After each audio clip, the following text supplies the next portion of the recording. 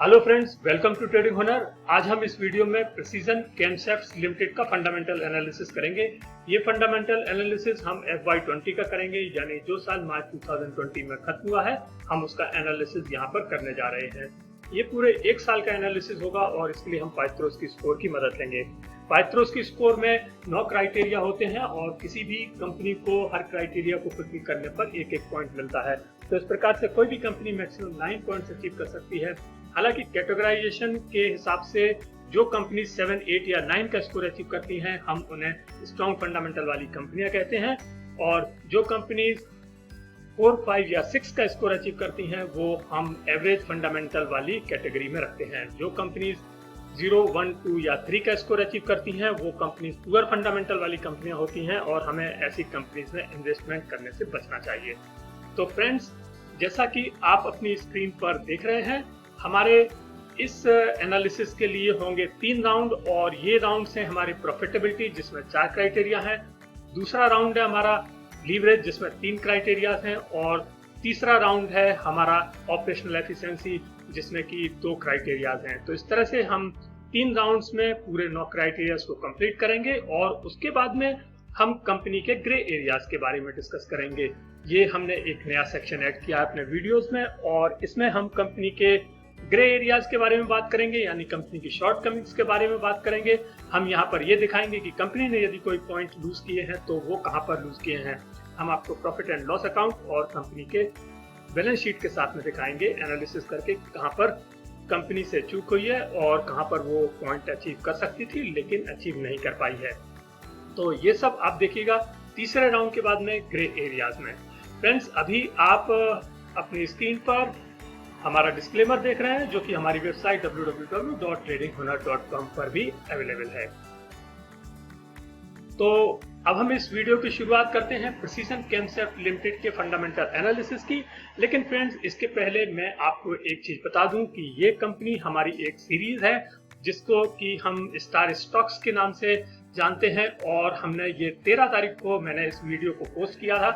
तो आप देख सकते हैं हमारे YouTube चैनल में 13th को हमने ये वीडियो पोस्ट किया था, और ये एक मल्टीबैगर स्टॉक की तरह हमने इसको फाइंड आउट किया है। और इसमें हम जो हमारा स्टार स्टॉक्स की सीरीज है उसमें हम कंपनीज को स्टार्स देते हैं, और इस कंपनी ने मैक्सिमम पॉइंट्स अचीव किए हैं और इसने 5 स्टार अचीव किए हैं।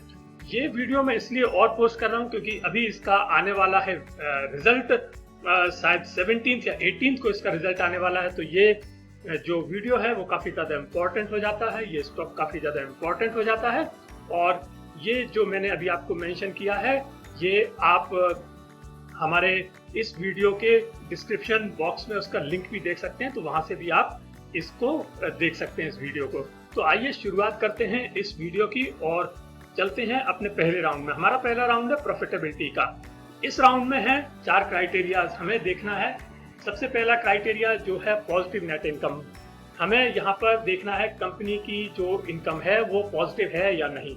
यदि कंपनी की इनकम पॉजिटिव होगी तो हम कंपनी को 1 पॉइंट देंगे। तो आइए देखते हैं क्या हुआ है यहाँ पर कंपनी की जो नेट इनकम आई है करंट ईयर में वो आई है 25.63 करोड़, जो कि एक पॉजिटिव फिगर है। हमें यहाँ पर अमाउंट से कोई मतलब नहीं होता है, हमें केवल इसके जो पॉजिटिव है या नहीं है ये देखना होता है। तो यहाँ पर कंपनी की इनकम पॉजिटिव है, इसलिए यहाँ पर हम कंपनी को देते हैं 1 पॉइंट। और चलते हैं अपने दूसरे क्राइटेरिया में। दूसरा क्राइटेरिया है पॉजिटिव रिटर्न ऑन एसेट का। हमें ये देखना है कि कंपनी का जो रिटर्न ऑन एसेट है करंट ईयर में वो पॉजिटिव है या नहीं। तो इसके लिए हमने चेक किया, जैसा कि आप यहाँ पर देख रहे हैं। फर्स्ट कॉलम में मार्च 2020 के फिगर्स हैं और बॉटम लाइन में देखिए आप रिटर्न ऑन एसेट जो कि आ रहा है 3.38%। तो ये एक पॉजिटिव फिगर है और यहाँ पर हम कंपनी को देते हैं 1 पॉइंट, क्योंकि इस कंडीशन को कंपनी ने फुलफिल किया है।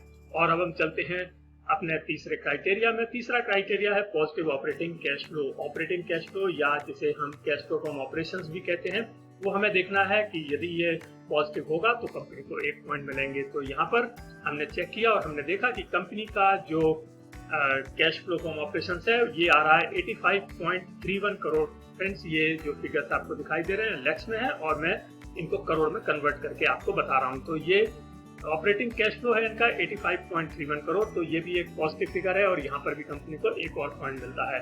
और अब हम चलते हैं इसके चौथे और अंतिम क्राइटेरिया में। ये क्राइटेरिया है cash flow from operation should be greater than net income, यानी अभी जो हमने थर्ड क्राइटेरिया में पॉजिटिव ऑपरेटिंग कैश फ्लो देखा, वो हमें चेक करना है कि क्या वो पॉजिटिव नेट इनकम से ज्यादा है।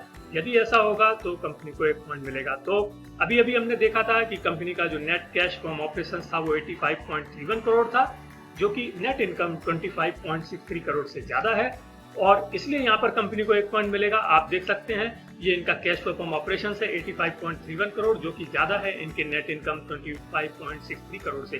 तो यहाँ पर कंपनी को एक और पॉइंट मिलेगा और इस तरह से कंपनी को प्रॉफिटेबिलिटी में मिलते हैं 4 पॉइंट। और हमारा जो पहला राउंड है वो खत्म हुआ। पहले राउंड में कंपनी को मिलते हैं 4 पॉइंट्स और कंपनी का स्कोर हो जाता है 4। अब हम चलेंगे दूसरे राउंड में, और ये राउंड है लीवरेज, जिसमें हम लीवरेज और लिक्विडिटी से रिलेटेड इश्यूज को देखेंगे कि कंपनी कैसा परफॉर्म करती है। इसमें होंगे 3 क्राइटेरिया, और ये वो रहे 3 क्राइटेरिया जिसमें सबसे पहला क्राइटेरिया है lower ratio of long term डेब्ट इन करंट ईयर। फ्रेंड्स, अब हम राउंड 2 और राउंड 3 में वर्ड्स देखेंगे लोअर और हायर। इसका मतलब है कि हमें जो कंपनी के करंट ईयर के फिगर्स हैं उनको प्रीवियस ईयर के फिगर्स के साथ में कंपेयर करना है और देखना है कि वो प्रीवियस ईयर के फिगर्स से लोअर हैं या हायर हैं, यानी कि कम है या ज्यादा है। तो हमारा जो सबसे पहला क्राइटेरिया है वो कहता है कि लॉन्ग टर्म डेब्ट in current year should be lower than that of the previous year, यानी कि हमारा जो लॉन्ग टर्म डेब्ट रेशियो है वो प्रीवियस ईयर से कम होना चाहिए। इसका मतलब है कि ये हम एक लीवरेज का टेस्ट कर रहे हैं कंपनी का, और हम ये जानना चाह रहे हैं कि कंपनी की जो लीवरेज पोजीशन है उसमें कुछ कमी आई है या नहीं। तो हमने यहाँ पर देखा और हमने आप ये रहे डाटा, और जैसा कि आप देख रहे हैं हमने दोनों साल के फिगर्स यहाँ पर दिखाए हुए हैं। डेब्ट टू इक्विटी को आप देखिए फर्स्ट रो में जो है, और ये मार्च 2019 में आ रहा है 0.31 और मार्च 2020 में ये कम हो गया है 0.30 हो गया है। तो हम कह सकते हैं कि कंपनी की जो लीवरेज पोजीशन है उसमें एक कमी आई है और ये एक अच्छा साइन है, और इससे कंपनी का फंडामेंटल स्कोर इंप्रूव होता है और इसलिए हम कंपनी को देते हैं यहाँ पर 1 पॉइंट। और हम चलते हैं अपने दूसरे क्राइटेरिया में, जो है higher current ratio in current year. Current ratio का मतलब होता है कि कंपनी की लिक्विडिटी, हमें ये चेक करना है कि कंपनी की लिक्विडिटी में कुछ इंप्रूवमेंट हुआ है या नहीं, यानी ये पिछले साल के जो करंट रेशियो है उससे ज्यादा होना चाहिए। तो आइए हम चेक करते हैं क्या हुआ है। हमने देखा कि लास्ट ईयर जो करंट रेशियो था मार्च 2019 में वो था 2.25, और ये मार्च 2020 में यानी करंट ईयर में बढ़ करके हो गया है 2.79। तो हम कह सकते हैं कि इसमें एक इम्प्रूवमेंट हुआ है और कंपनी ने अपनी लिक्विडिटी में सुधार किया है, और इसलिए यहाँ पर कंपनी को मिलता है 1 और पॉइंट। और तीसरा क्राइटेरिया है हमारा लैक ऑफ शेयर डाइल्यूशन का। शेयर डाइल्यूशन का मतलब है कि क्या कंपनी ने अपने शेयर्स को डाइल्यूट किया है। डाइल्यूशन का मतलब है कि यदि कंपनी ने कोई नए इक्विटी शेयर्स इशू किए होंगे ड्यूरिंग द करंट ईयर, तो हम कहेंगे कि कंपनी ने अपने इक्विटीज को डाइल्यूट किया है, और ऐसी कंडीशन में कंपनी का फंडामेंटल कमजोर होता है। तो इसलिए हम यहाँ पर कंपनी को 0 पॉइंट देंगे। तो आइए देखते हैं कि क्या होता है यदि कंपनी ने, यहाँ पर हमने कंपनी की जो cash flow from financing activities है जिसमें सारा रिकॉर्ड रखा जाता है कि कंपनी ने क्या कोई इक्विटी शेयर से पैसा लिया है या नहीं, तो हमने यहाँ पर देखा कि कंपनी ने किसी भी तरह का कोई पैसा इक्विटी इश्यू से नहीं लिया है और उसको नहीं मिला है इस तरह का कोई भी पैसा। तो हम कह सकते हैं कि कंपनी ने अपनी इक्विटीज को डाइल्यूट नहीं किया है, और ऐसी कंडीशन में हमने इस कंडीशन को कंपनी ने फुलफिल किया है और हम कंपनी को देते हैं यहाँ पर 1 और पॉइंट। तो इस प्रकार से लीवरेज में कंपनी को मिलते हैं 3 पॉइंट्स, और हमारा दूसरा राउंड खत्म हुआ। दूसरे राउंड में कंपनी को मिलते हैं 3 पॉइंट्स और कंपनी का जो स्कोर हो जाता है वो हो जाता है 7। तो अभी तक हमारे 2 राउंड कंप्लीट हुए हैं और कंपनी ने 7 में से 7 पॉइंट्स अचीव किए हैं। बहुत अच्छा परफॉर्मेंस इसका रहा है, और अब केवल 1 राउंड है जो कि है ऑपरेशनल एफिशिएंसी का। इसमें हम कंपनी की ऑपरेशनल एफिशिएंसी देखेंगे और इसमें है 2 क्राइटेरिया। तो आइए चेक करते हैं वो कौन कौन से क्राइटेरिया हैं। एफिशिएंसी में ये 2 क्राइटेरिया हैं, और इसमें पहला क्राइटेरिया है हायर ग्रॉस मार्जिन का। हमें ये चेक करना है कि क्या कंपनी का ग्रॉस मार्जिन इंप्रूव हुआ है या नहीं, क्योंकि इससे हमें ये पता चलेगा कि कंपनी की ऑपरेशनल एफिशिएंसी में कोई इंप्रूवमेंट हुआ है या नहीं। तो आइए चेक करते हैं। यहाँ पर हमने देखा कंपनी के दोनों साल के फिगर्स को हमने चेक किया, और हमने देखा कि कंपनी का जो मार्च 2019 में ग्रॉस प्रॉफिट मार्जिन था वो था 19.50, जो कि मार्च 2020 में कम हो गया है और ये हो गया है 17.89। तो हम कह सकते हैं कि कंपनी ने अपनी ऑपरेशनल एफिशिएंसी में इंप्रूवमेंट नहीं किया है, और ऐसी कंडीशन में कंपनी को हम देंगे 0 पॉइंट, क्योंकि यहाँ पर कंपनी का फंडामेंटल इंप्रूव नहीं हुआ है। तो कंपनी को मिलता है 0 पॉइंट। और अब हम चलते हैं अपने 9वें और आखिरी क्राइटेरिया में, जो कि है higher asset turnover ratio. Asset turnover ratio का मतलब है कि कंपनी ने अपने एसेट्स का यूज किस हद तक अपने सेल्स को जनरेट करने के लिए किया है या रेवेन्यू को जनरेट करने के लिए किया है। तो इसके लिए हम एसेट टर्नओवर रेशियो का यूज करते हैं और हम चेक कर रहे हैं। जैसा कि आप देख रहे हैं, इन्होंने मार्च 2019 में एसेट टर्नओवर रेशियो इनका 70.50% था, जो कि मार्च 2020 में बढ़कर के 72.23% हो गया है। यानी इसमें इन्होंने अपने एसेट्स का बेहतरीन यूज किया है in comparison to previous year, और यहाँ पर जो इन्होंने एसेट टर्नओवर रेशियो इनका इंक्रीज हुआ है और यहाँ पर कंपनी को मिलता है 1 पॉइंट। तो यहाँ पर हम कंपनी को 1 पॉइंट देते हैं, और ऑपरेशनल एफिशिएंसी में कंपनी को मिलता है 1 पॉइंट, और हमारा तीसरा राउंड खत्म हुआ। तीसरे राउंड में कंपनी को मिलता है 1 पॉइंट और कंपनी का ओवरऑल स्कोर हो जाता है 8।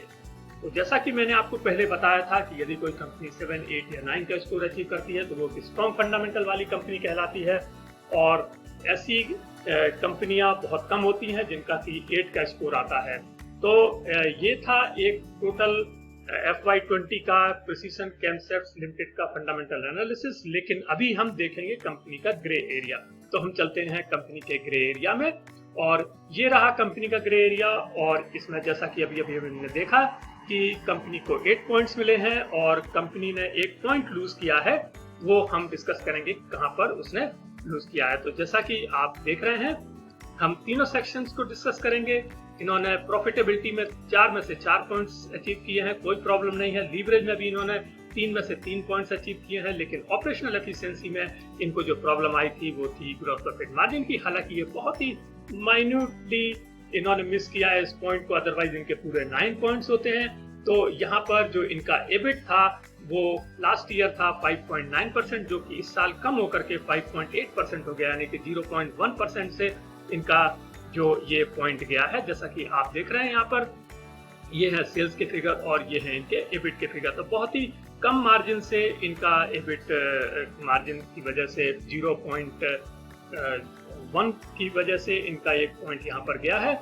अदरवाइज ये कंपनी बहुत ही स्ट्रॉन्ग और पूरे 9 पॉइंट्स अचीव करती यदि ये पॉइंट्स ये इसमें अपने एबिट मार्जिन को थोड़ा और इम्प्रूव कर सकती थी। तो ये था एक टोटल एनालिसिस प्रिसीजन केमसेप्ट्स लिमिटेड का।